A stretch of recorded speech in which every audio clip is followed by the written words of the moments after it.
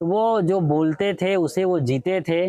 इसीलिए उनके पास कोई ऐसा वो नहीं था कि उनको कोई मलाल हो या उनको कोई छुपाना पड़ता हो। इसलिए बेधड़क वो बात रखते थे, उसी में जीते थे और दुनिया इसीलिए उन पर लट्टू होती थी। उनकी आवाज़ की बुलंदी थी, उनके ज्ञान में एक तर्कपूर्ण शैली थी और वो किसी भी बात को, इतनी बड़ी बात हो, छोटे में, थोड़े में कहने में माहिर थे। शायद इसी शैली ने उन्हें शेर-ओ-शायरी की दुनिया में ले गए और दुनिया भर में जो फैले हुए किताबों के अंदर शेर और शायरी थी, रुबाइयाँ थी, उनको इकट्ठा किया और शेर और रुबाइयाँ उनकी किताब आई जो पूरी दुनिया में तहलका मचा दिया, संत समाज, भक्त समाज और अन्य मत मजहब परंपरा के अंदर। क्योंकि चुनी हुई शायरियाँ हैं, चुने हुए शेर हैं, रुबाइयाँ हैं जो आदमी को झकझोरती हैं, जगाती हैं, उठाती हैं, बैराग, ज्ञान, ध्यान, दुनिया की सच्चाई को सामने लेके आती हैं। यहाँ हम बैठे हुए हैं करखड़ी में, जो कि कबीर आश्रम है। परम श्रद्धेय संत श्री ज्ञान साहेब जी के समाधि स्थल आप देख रहे हैं। इसी साल अगस्त की 16वीं तारीख को आप देह त्याग किए हैं और आज श्रद्धांजलि सभा थी। अलग अलग प्रांतों से बड़े बड़े दिग्गज संत कबीर पंथ के आए हुए थे। तो आज बड़ा अच्छा मौका है और श्रद्धेय संत श्री ज्ञान साहेब जी के अनुज भ्राता पूज्य शंकर साहेब जी के साथ हम बातचीत कर रहे हैं कि क्या ऐसी बात रही है श्रद्धेय संत श्री ज्ञान साहेब जी में कि दुनिया उनके पीछे लट्टू हो जाती थी। साहेब बंदगी साहेब जी, आप शंकर साहेब जी हैं।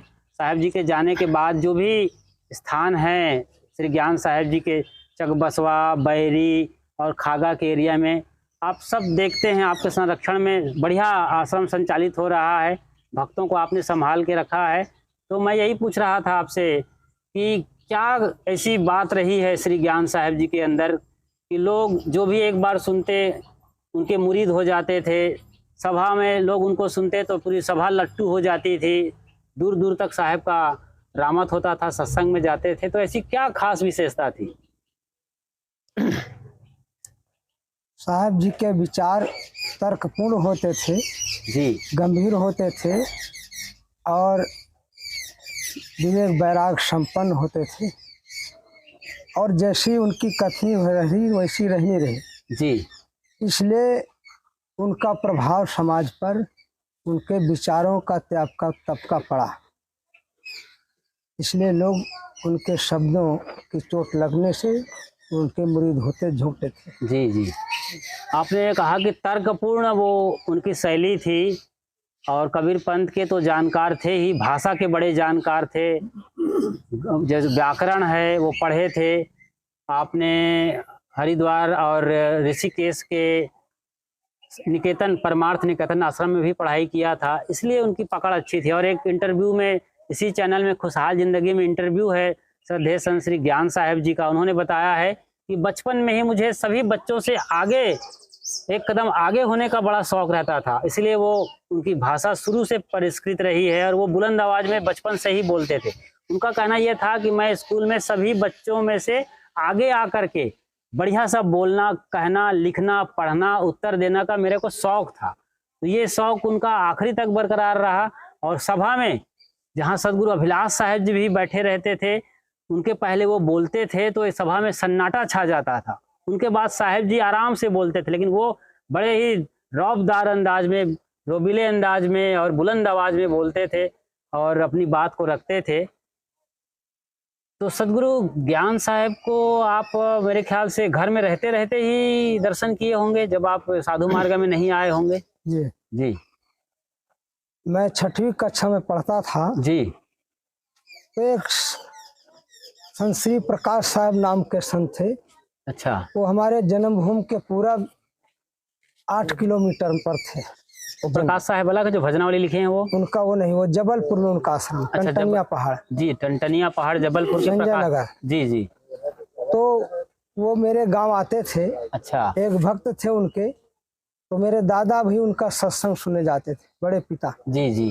तो वो मुझको ले गए तो उनका सत्संग सुना। अच्छा, सदगुरु अभिलाष साहब के भजन, सभी की मौत है एक दिन न कोई रहने आया है, जगत ए धर्मशाला है मुसाफिर तू भुलाया है, सभी परदेश के पंथी तू नाहक मोह जाया। जी। इस भजन को सुन के मेरा वैराग भावना जागृत हुई। पहले श्रवण कुमार, ध्रुव प्रहलाद, अच्छा। महात्मा गांधी के प्रेरक प्रेरक प्रसंगों को पढ़ता था जी तो जी। मन में बैठते थे। और एक गांव के बगल लक्कड़ दास बाबा रहते थे, वो आते थे अच्छा। और सब बच्चे इकट्ठे हो जाते थे, मैं भी इकट्ठा हो जाता, मैं भी जाता था। तो वो चिन्ह बनाते थे जमीन में, कहे बाबा बताओ हमारे को, हम कितना पढ़ेंगे, कितना क्या। तो वो अच्छा। बाबा बताते थे, मुझे बोले 8 तक पढ़ोगे।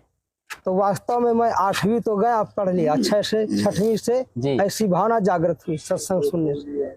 और फिर 9वीं में 1 महीना गया और बाद में मुझे बुखार आया, जंगल में पड़ा रहा। तो वही भजन याद आया कि जो साहब गाते थे, सही बात है, अचानक मौत हो जाए तो क्या।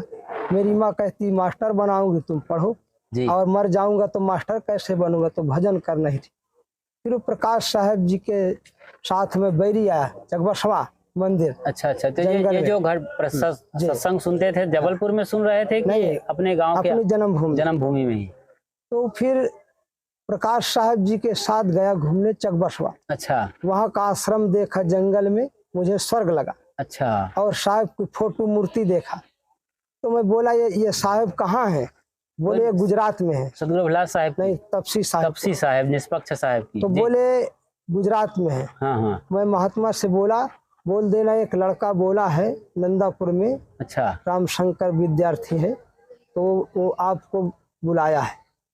तो अच्छा, आपका नाम रामशंकर विद्यार्थी ऐसा नाम था? जी जी। तो फिर गया बैरी आश्रमों भी देखा, फिर लौट कर आया खागा स्टेशन उनको छोड़ने।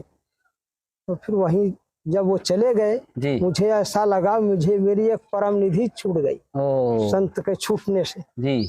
फिर कहे बच्चा जाओ घर में सेवा सत्संग करना संतों का। फिर आया बाद में, फिर साहेब जी से जब बताए तपसी साहब से, तब तपसी साहब आए, गांव में नाम पूछे, वो बच्चा कहाँ गया? बोले वो इधर टट्टी मैदान गया।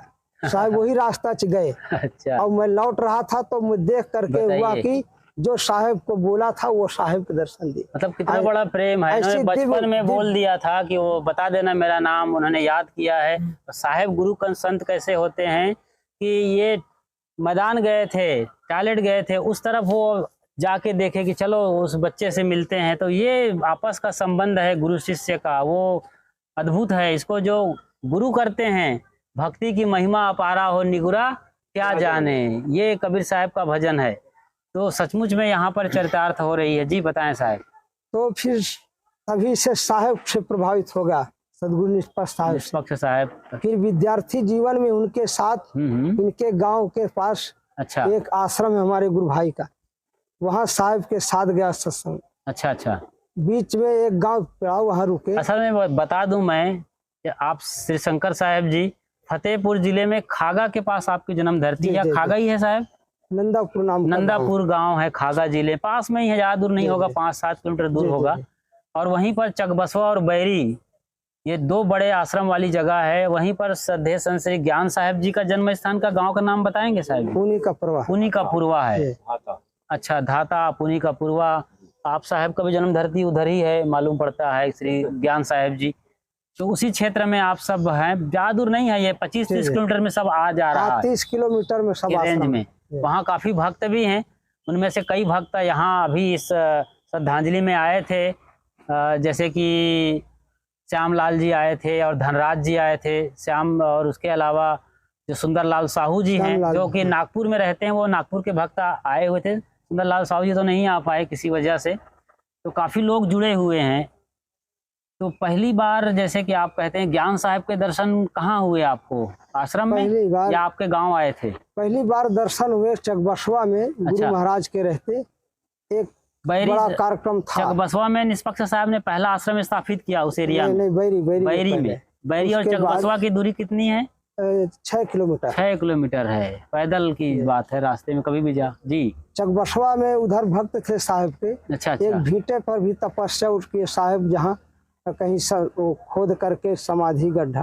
अभी आप साहब अपने ज्ञान और बैराग की कहानी सुना रहे थे श्री शंकर साहब जी। शंकर साहब जी बड़े निर्मल संत हैं, उदार हृदय के मालिक हैं, और अपने से कितने भी छोटे संत हों बैठकर ही आप बंदगी करते हैं, बड़े भाव से रखते हैं। अभी खागा में कार्यक्रम करके आए हैं, हमें भी निमंत्रण दिए थे, गए थे। बड़ा भाव साहेब जी का अद्भुत है। तो आप ज्ञान वैराग की बात तो बताए, लेकिन श्री ज्ञान साहब को कैसे वैराग हुआ, हम इसके बारे में जानना चाहेंगे।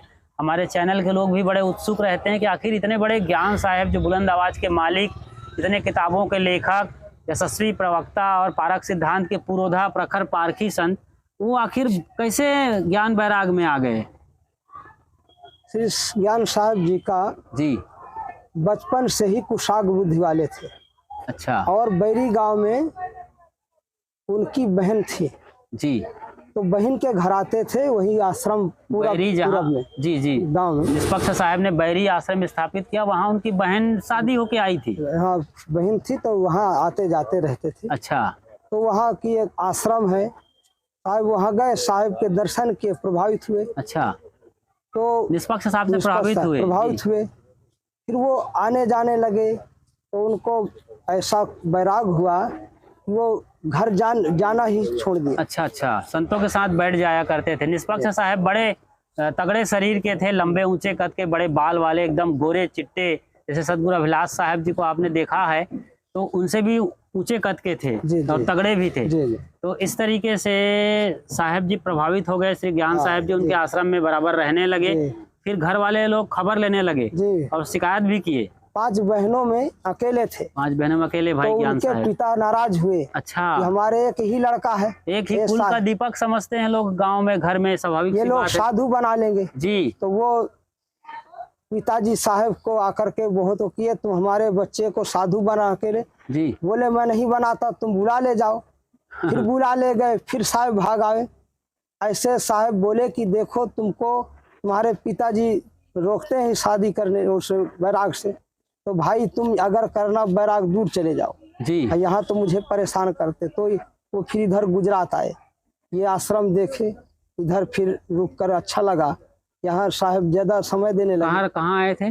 ये यही कबीर आश्रम करखड़ी इधर। अच्छा, ये ऊपर वाला कबीर टेकरा, कबीर टेकरी। अवतार साहब जी, राम अवतार साहब जी क्या गुरु भाई थे? श्री ज्ञान भाई थे, बड़े गुरु भाई थे क्या?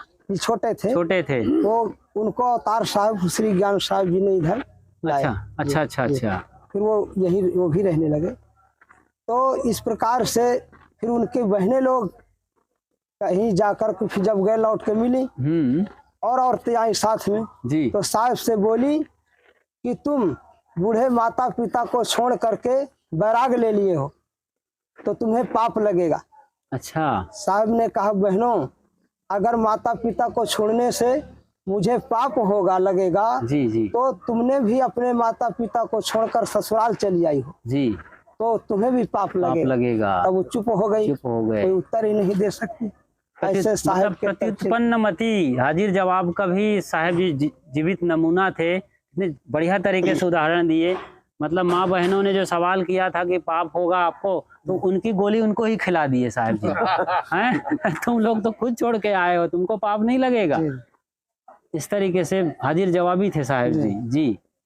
और साहब जैसा कहते थे हाँ, वैसे अंतिम स्थिति में मैं यहाँ रहा 3 महीने जी। तो वैसा देखा भी। खूब सेवा की है साहब जी आखिरी क्षणों में यही इसी आश्रम में।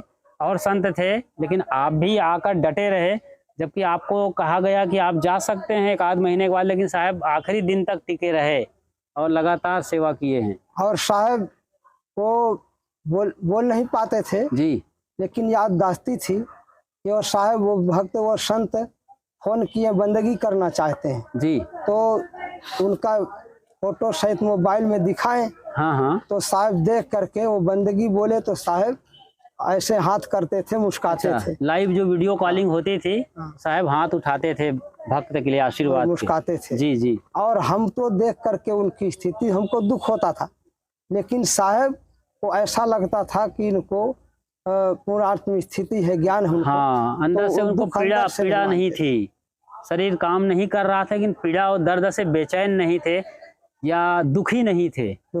ऐसा उनकी स्थिति थी। आखिर क्या हुआ था श्री ज्ञान साहब जी को? वो तो बढ़िया स्वस्थ था और बड़े दिल डौल, बुलंद शरीर, बुलंद आवाज, आंखों की समस्या थी, हम सब जानते थे। चेन्नई जाते थे, और मेरे ख्याल से एक बार में 15 से 20 हजार की वो इंजेक्शन लगवाते थे सर।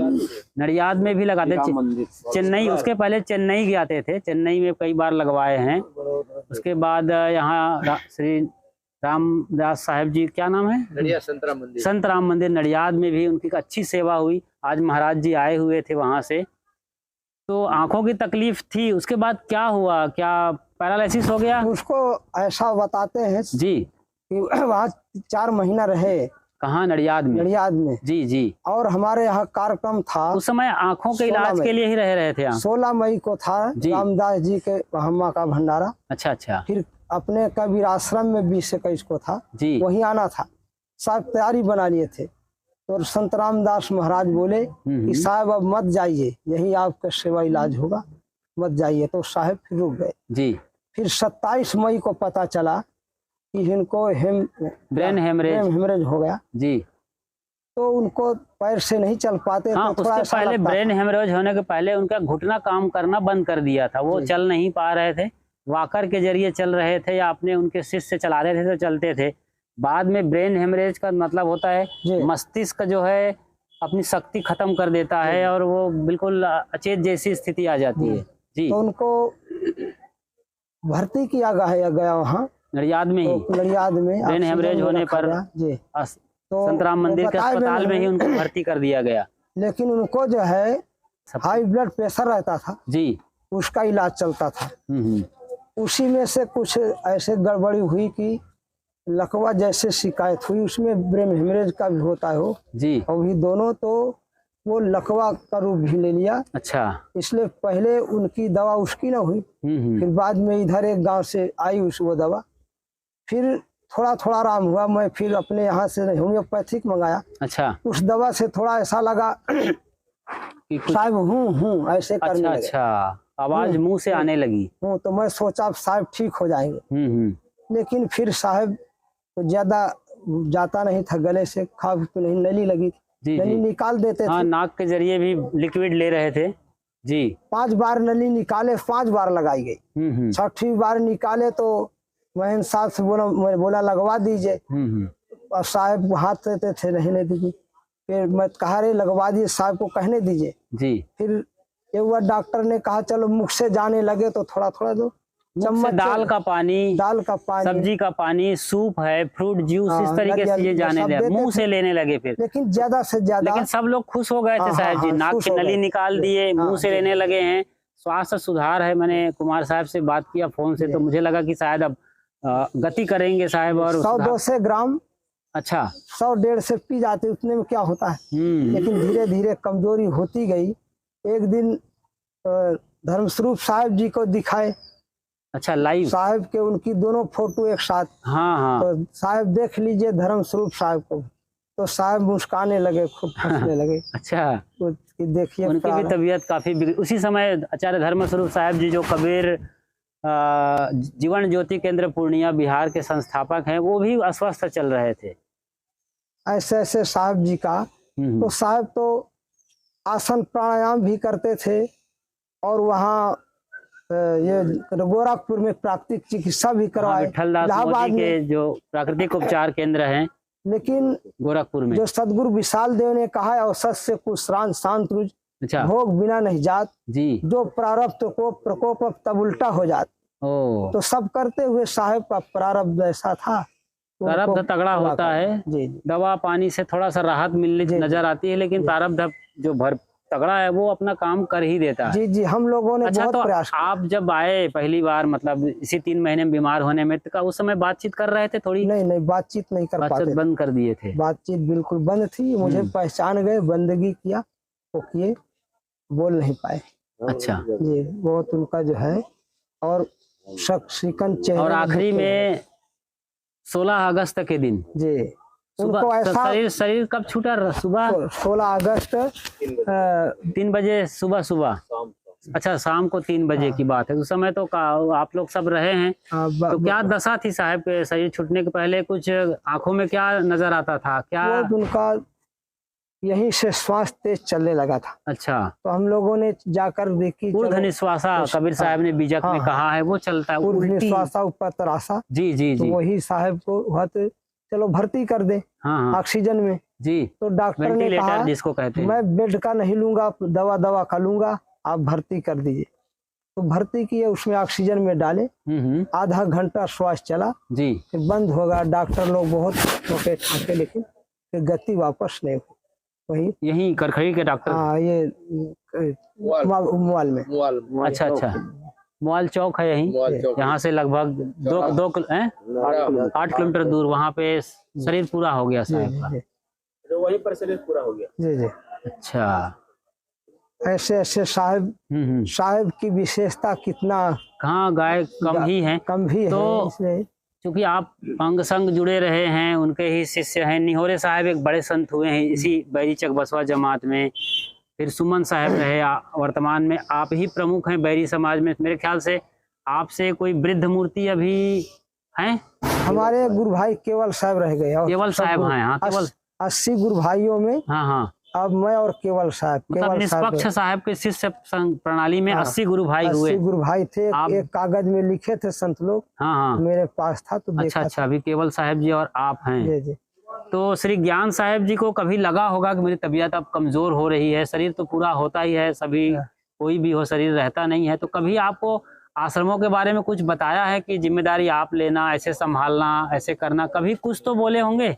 जिम्मेदारी तो वैसे नहीं, लेकिन हाँ, उनके भाव से जिम्मेदारी समझते थे। अच्छा अच्छा, क्योंकि साहब जो है, जी जी, साहब जी मुझे पहले से हाँ हाँ, घोषित कर दिए समाज में। अच्छा, शंकर साहब को हम अध्यक्ष बना रहे हैं बैरी चकबसवा का। ज्ञान साहब जैसा पहले भी बोल चुके हैं सभा में, घोषित कर दिए। अच्छा, मैंने कहा साहब जी आप हमारे बड़े गुरु भाई, आप संभालिए, मुझे ऐसा ना कहिए। कहे नहीं, मैं 3-4 जगह का अध्यक्ष हूँ, आपको इधर का आप सब जानते, आपको बना रहा। फिर साहब इधर चले आए तो मेरे और गुरु भाई जो थे जी, वो उनको देखा, अपने अपने मान बड़ाई में खींचा तानी करने होता है, स्वाभाविक। सोचा मैं बनूं, वो सोचा मैं बनूं। मैंने कहा साहब जी आप अध्यक्ष बन जाइए, मैं काम करूंगा। हाँ, साहब ने स्वीकारा, तब सब कौन न करेगा जी। तो फिर सबने स्वीकार किया। मतलब पुनः श्री ज्ञान साहब ही अध्यक्ष रहे। जी। मतलब एक कागज पे अध्यक्ष रहे, काम तो आप सब ही करते थे। वो तो अपना आशीर्वाद बांटते थे, या कभी कहीं जरूरत पड़ गई तो दस्तखत कर दिए। तो सारा कुछ आप सब करते रहे हैं। मैं छोटा गुरु भाई था जी, उनको गुरु रूप मानता था जी। वो मुझे हृदय से बहुत। अभी साहब जी कितने आश्रम है चकबा, बैरी और इस तरीके के आपके देख रेख में कितने आश्रम है? बैरी, चकबसवा जी, अजुआ और हमारा एक सैनी में कौशाम्बी है जी, और टांडा है। अच्छा। मेरी जन्मभूमि नंदापुर में भी छोटा आश्रम है। अच्छा, इस प्रकार से ये मुख्य है। और शाखा है बैगवा, वो तो विकास साहब और राम साहब जी का निष्पक्ष, निर्द्वंद साहब जी को निष्पक्ष साहब के शिष्य रहे, निर्द्वंद साहब, उनका आश्रम है।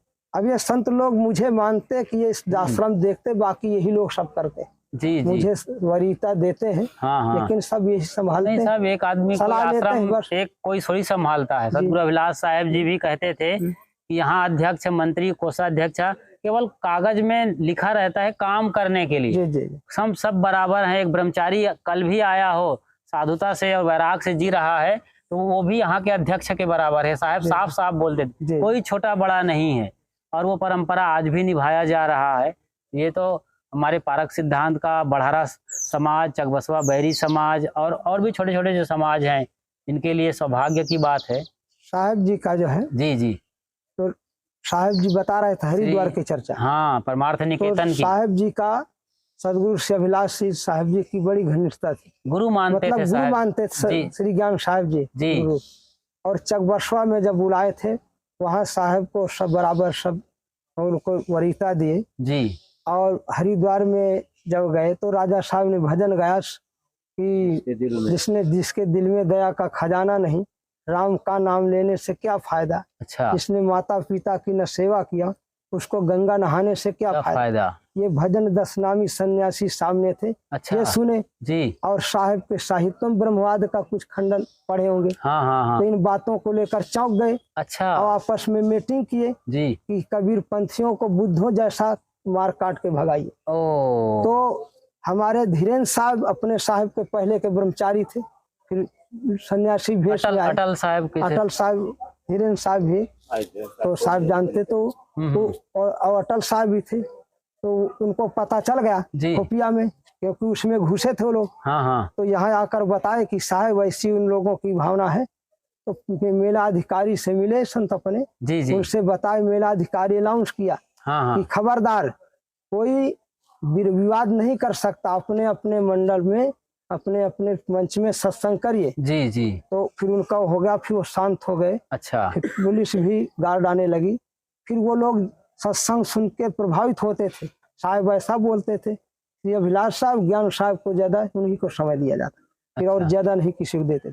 वो प्रभावित हुए सन्यासी लोग, फिर आने लगे, फिर अपना बुला ले गए अपने वहां मंडली में। अच्छा। और गंगदेव साहब थे एक महाराज, तो उनके यहाँ एक चंबल घाटी का बदमाश साधु हो गया। अच्छा। वो आया था। चंबल घाटी हाँ, डाकुओं के लिए जाना जाता है।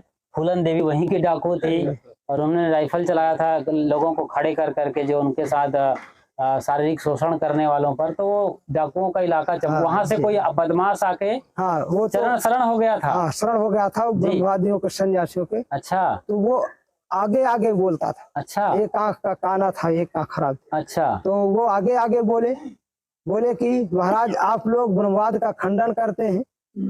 तो साहेब श्री अभिलाष साहब जी कुछ बोलते थे, उत्तर देते थे। फिर उसको समझ में आया, तो साहिब इशारा किए ज्ञान साहब जी सदगुरु अभिलाष साहब को, साहब को। तो सदगुरु ज्ञान साहब ने बोला कि ब्रह्म सत्य है कि असत्य? कहा सत्य है। कहा जो सत्य है, शाश्वत है, उसका खंडन कैसे हो सकता है? ये बड़ी बात। तो ताली बजी आपके मुख में, बात है, वाह। आपके मुख में घी शक्कर सब ताली बजाए, वही शांत हुई। फिर खूब काजू किशमिश भर भर के सब संतों को खिलाए। तो ये फिर वहीं से आए, तब से संधि हो गई। सब प्रेम से सन्यासी भी साहब मौके पर 2 मिनट में साहब ने उतना बड़ा झगड़ा विवाद। पथिक जी महाराज, पथिक जी भी आते थे। अच्छा अच्छा। और पथिक जी ऐसे बनवादी तो थे लेकिन कहीं कहीं उनका जो आत्मज्ञान से उनका पारक से मिलता था, निर्णय भी कर देते थे, कहीं कहीं जुड़ जाता था। पथिक जी हरिद्वार में एक बड़े संत हुए, जिनका भजन हमारे गुरुजन गाते हैं, संतजन गाते हैं। कबीर सिद्धांत में भी बड़ा मशहूर भजन है। जी, वो भी मंच में आकर साहेब जी के सत्संग भजन। अच्छा अच्छा। सदगुरु अभिलाष साहब के मंच में। अच्छा, ये हुआ दो एक साहेब जी ने नई जगह लिया था। कहाँ? कुंभ मेले के हरिद्वार में। हाँ, उस समय वहाँ भोजन भंडारा बनता था। अच्छा। और यहाँ बोले शंकर साहब आप संभालिए जी। तो यहाँ मैं और संतों को लेकर संभालता था। अवतार साहब भी थे। अवतार साहब हमारे साहब की जो जगह थी, जी, उसमें सत्संग होता था। अच्छा। तो यहाँ और छोटा भंडारा यहाँ था, बड़ा वहाँ था। उस समय क्या सदगुरु अभिलाष साहब अपना कैंप नहीं लगाते थे? उसी साल लगाए। हमारे सदगुरु श्री निष्पत साहब जी 1984 में गए। हाँ, ये 1985 में। अच्छा। 1985 में आश्रम गए। हाँ, पारक संस्थान इलाहाबाद। तो कुंभ मेला साहब ने बोला कि साहब तुम मेला लगाना चाहते, क्या करें हरिद्वार में? अच्छा। कहा ठीक है बच्चा, तुम मेला लगाइए, हमारे संतों को भी लीजिए, हमारी जगह में भी सब लोग मिलकर करना। ये बड़ी बात। और साहब को जाना था जियनपुर बस्ती जिला की तरफ। तो तांगा मंगाकर योगेंद्र साहब ने उठा करके साहब को और तांगा में बैठा दिया। साहब ने कहा तू योगी है। हाँ, फिर ठोकर अच्छा काम साहब बहुत तगड़े थे, उनको भी उससे भी तगड़े पहलवान नजर आते थे श्री योगेंद्र साहब। हाँ, योगेंद्र साहब बैठा दिया। तो साहब ने कहा ठीक है लगाइएगा।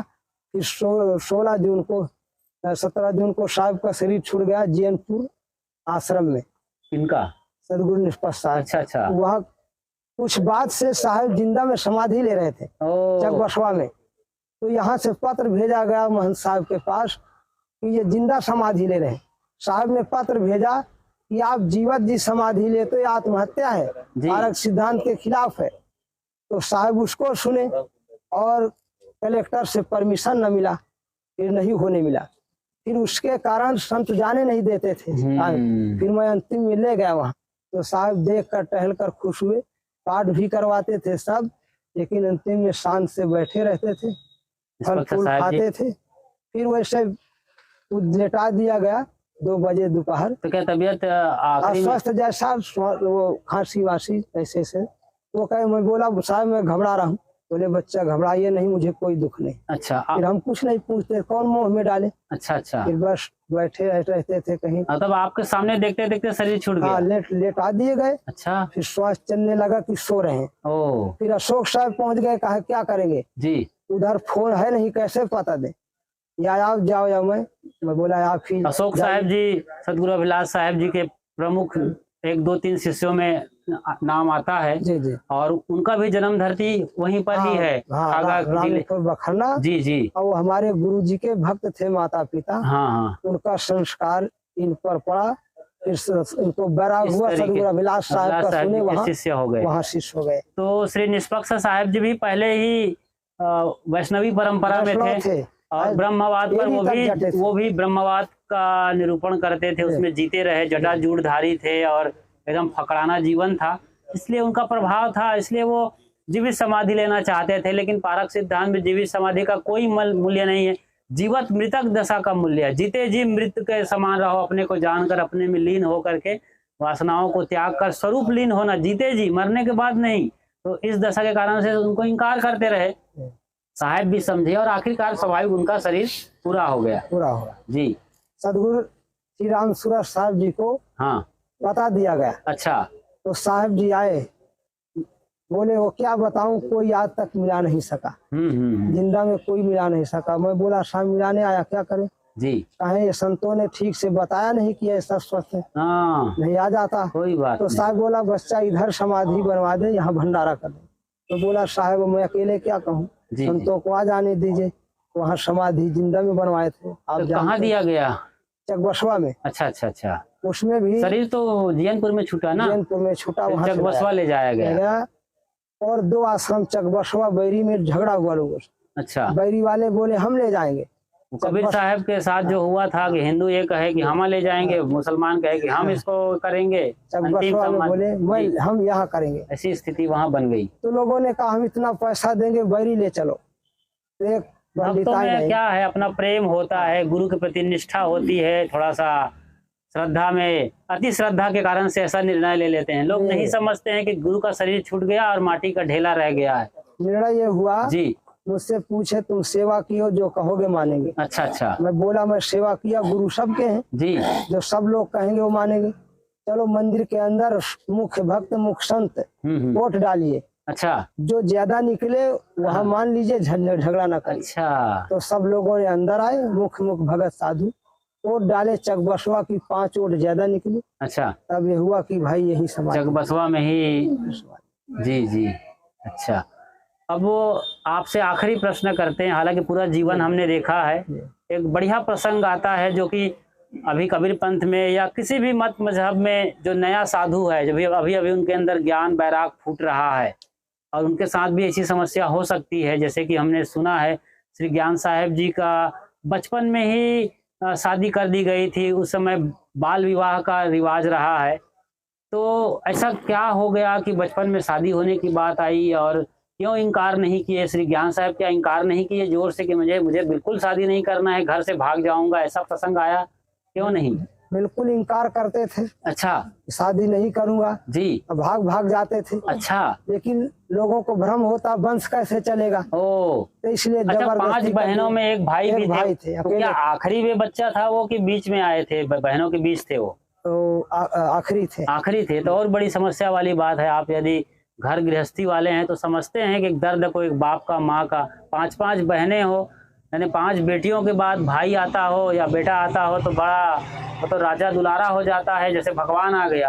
और वंश परंपरा कुल दीपक की बात आती है कि ये चलाएंगे, तो इसलिए जबरदस्ती आखिरकार में उनकी शादी लोग ना करने के बाद इनकार कर दिए। तो फिर शादी के वक्त गुरुजन भी रहे होंगे क्या? वहाँ पर क्या स्थिति रही, कुछ याद है? आप कुछ बताया गया आपको? वहाँ तो साहब तो नहीं गए शादी में। साहब शादी में क्या मंडप में गए कि नहीं गए? नहीं, साहब नहीं गए। अब ये समझिए इन चीजों को, लोग कहते हैं कि शादी करके साधु हो गए। आप समझिए इन बातों को कि शादी करते हैं, साधु छोड़ के पत्नी को भाग जाते हैं, या पत्नी बेकार निकल गई या पत्नी मर गई तो क्या कहते हैं? मूढ़मय भय सन्यासी, नारी मुई गृह संपत नासी, नारी मुई गृह संपत नासी, मूढ़ मुड़ाए भय सन्यासी। लेकिन साहब जी यहाँ पर देख रहे हैं, बता रहे हैं कि बिल्कुल राजी नहीं थे। और शादी में भी, आप बताइए साहब। शादी में भी जब उनको ले जाया गया, अच्छा, मंडप में करके विदा करके, अच्छा अच्छा, तो फिर वो वहां से भी उसी रात को निकल 9-2-11 हो गए, चले गए। हाँ। और कुछ दिन बाद जब हुआ, फिर घेर के लाए। अच्छा, तो उन्होंने, साहब ने पत्नी से कहा जी कि देखो तुम स्वतंत्र हो, चाहे मैके में रहो ससुराल में रहो। जी साहब। मैके में जाओ तो अपना शादी करना, शादी कर सकते हो। अच्छा, और ससुराल में रहना है तो तुम्हारा निर्वाह होगा, ये तुम्हारा घर है, लेकिन मुझसे मतलब नहीं रहेगा। मैं तो संत जीवन जीऊंगा, बाहर रहूंगा। त्याग बराग का तुमको जीवन। रहना है, त्याग से रह सकती हो, शादी करना है जा सकती हो मैके। अच्छा, और मेरी तरफ से कोई वो नहीं। अच्छा, तो भी रुक गई। अच्छा। और उनका भी अच्छा सरल स्वभाव, वैराग संपन्न वो भी थी, इसलिए वो भी आज वो जीवित हैं? जी जीवित है। और साध्वी की भूमिका में रहती हैं वो? जी जी जी। अच्छा, जी। तो अभी हम श्री शंकर साहब जी से ये गुफ्तगू कर रहे थे, वार्ता कर रहे थे कि किस तरीके से आपके अपने बड़े गुरु भाई और कबीर पारक सिद्धांत के दिग्गज पुरोधा परम पारखी श्रद्धेय संत ज्ञान साहब जी का जीवन दर्शन रहा है। तो वो जो बोलते थे उसे वो जीते थे, इसीलिए उनके पास कोई ऐसा वो नहीं था कि उनको कोई मलाल हो या उनको कोई छुपाना पड़ता हो। इसलिए बेधड़क वो बात रखते थे, उसी में जीते थे। और दुनिया इसीलिए उन पर लट्टू होती थी। उनकी आवाज़ की बुलंदी थी, उनके ज्ञान में एक तर्कपूर्ण शैली थी। और वो किसी भी बात को, इतनी बड़ी बात हो, छोटे में थोड़े में कहने में माहिर थे। शायद इसी शैली ने उन्हें शेर व शायरी की दुनिया में ले गए। और दुनिया भर में जो फैले हुए किताबों के अंदर शेर और शायरी थी, रुबाइयाँ थी, उनको इकट्ठा किया। और शेर और रुबाइयाँ उनकी किताब आई जो पूरी दुनिया में तहलका मचा दिया, संत समाज, भक्त समाज और अन्य मत मजहब परंपरा के अंदर। क्योंकि चुने हुई शायरियाँ हैं, चुने हुए शेर हैं, रुबाइयाँ हैं, जो आदमी को झकझोरती हैं, जगाती हैं, उठाती हैं, वैराग, ज्ञान, ध्यान, दुनिया की सच्चाई को सामने लेके आती हैं। और उनकी कौन कौन सी किताबें हैं साहब जी, शेर रुबाइयाँ के अलावा? उनकी पुस्तकें हाल चाल जी, सत्संग से लाभ, संयम से लाभ, जी साहब, जीवन सौरभ, मानुष तेरा गुण बड़ा, अच्छा, और नारी, इस प्रकार से 9 पुस्तकें, 9-10 किताबें हैं। संगत कीजिए साधु। ये किताबें आज यहाँ के लोग खरीदना चाहें, लोग मंगाना चाहें, जैसे कि एक खेताराम जी हैं, मेरे ख्याल से राजस्थान के, उन्होंने फ़ोन किया है मुझे कि आप मेरा मनी ऑर्डर मैं दे दूंगा, मनी ऑर्डर कर दूंगा, मुझे सारी किताबें भेज देना है। तो हम किताब कल उनको भेजने वाले हैं। तो ये किताबें कहाँ मिलती हैं? उनकी किताबें कहाँ कहाँ मिलेंगी? उनकी किताबें कबीर आश्रम करखड़ी गुजराती में अच्छा अच्छा है जी। और पुणे के पुरवा में भी कुछ रखते हैं, अगर जरूरत होती तो हम लोग। आपके गुरु भाई ज्ञान साहब के पास भी किताबें रहती है? जी जी। ध्यान साहब, माफ करिए जी। नहीं, वो तो उनके पास नहीं रहती। हाँ हाँ, वो जरूरत हुई तो पुणे पुरवा से, पुणे के पुरवा में भी किताबें हैं। और यहाँ विशेष रूप से यहाँ रहते। और कुछ बात जो हम नहीं पूछ पाए, आप बताना चाहेंगे ज्ञान साहब के बारे में? थोड़ा सा आप और बता दीजिए, कोई ऐसी बात जो अभी शेष, बाकी उनका आश्रम, बाकी और चीजें हैं। अब शेष क्या साहब जी का जी, जो अंतिम में पुस्तक रूप में दो थाती है कुछ और है जी। उस छपी हुई पुस्तकों के अलावा मुझको पढ़ा करके उन्होंने, उनको दिखता नहीं था। अच्छा अच्छा, पढ़ा करके फिर यहाँ टुटिया थी, बताए, मैं लिखता गया। अच्छा, प्रूफ रीडिंग आपसे करवाते थे? है जी जी। तो उसको बहुत अच्छा लिखे हैं। और किताबें हैं? अच्छा, और हस्तलिखित किताबें हैं उनकी, पांडुलिपि हस्तलिखित है, भयान पर है, काठमांडू में बोले थे। अच्छा, और कुछ और टूट है कुछ। तो उनको आगे चल के निकालना है? हाँ, निकालना है, निकालना चाहिए। अभी यहाँ पर छपवाना था जी, लेकिन मैं तो उधर चला गया। महेंद्र साहब बोले दे दीजिए, मैं भी पढ़ के देख लूं। अब जानते हो, पढ़ के देखे क्या करें, संभव नहीं होगा। अब हम चर्चा करेंगे आने वाले दिनों में। किताब जो उनकी हस्तलिखित है वो निकलेगी। श्री समाधि दिख रही है श्री श्रद्धेय श्री ज्ञान साहब जी की, उसके सामने हम बैठे हैं। ये मैंने बताया था आपको शुरुआत में कि ये कबीर आश्रम करखड़ी है, जो कि बड़ौदा जिले में आता है। जी जी। पादरा तालुका के अंदर, गुजरात के अंदर है ये, गुजरात राज्य में। और आज ही चादर विधि की गई है। उनके अनुज गुरु भाई रहे हैं या शिष्य रहे हैं? क्या शिष्य रहे हैं? पूज्य संत श्री अचल साहेब शास्त्री जी को चादर विधि दी गई है।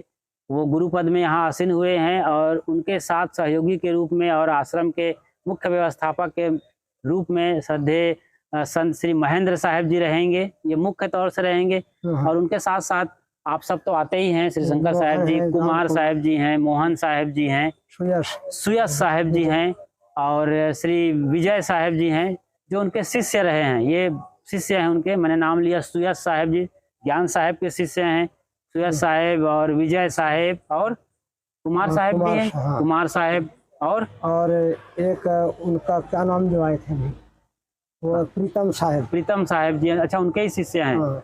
अच्छा, यहीं। और वो निर्माण साहब जी उनके शिष्य हैं दिशा में। जी जी, ये शिष्य और आश्रम की बात। अभी हम जीवन दर्शन के बारे में बात कर रहे थे। बहुत बहुत आभार, अभिनंदन आपके पावन चरण कमलों में साहेब जी। साहेब बंदगी साहेब।